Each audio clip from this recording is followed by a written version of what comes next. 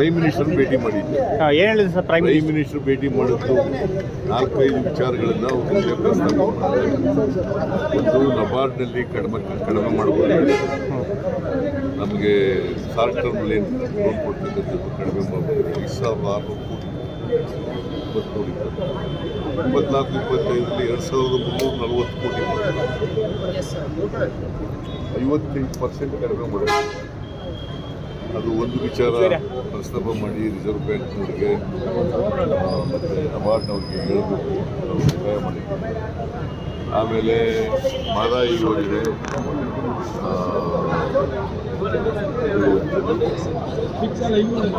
ಮೇಕೆದಾಟು ಯೋಜನೆ, ಅದಕ್ಕೆ ಮಹದಾಯಿ ಯೋಜನೆಗೆ ಎನ್ವೈರನ್ಮೆಂಟ್ ಕ್ಲಿಯರೆನ್ಸ್ ಕೊಡಬೇಕು, ಕೂಡಲೇ ಕೊಡಿ.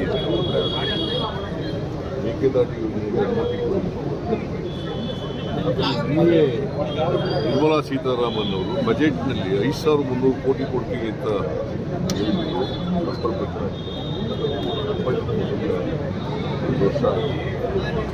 ವರ್ಷ ಆಯಿತು, ಕೊಟ್ಟಿಲ್ಲ ಅಂತ ಇದೆ. ಆಮೇಲೆ 15 ಫೈನಾನ್ಸ್ ಕಮಿಷನ್ನಲ್ಲಿ 11,495 ಕೋಟಿ ಕೊಡ್ತೀವಿ. ಎಲ್ಲಿ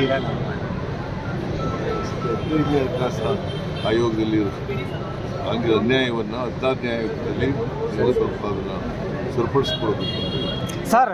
ಚಂದ್ರಶೇಖರ್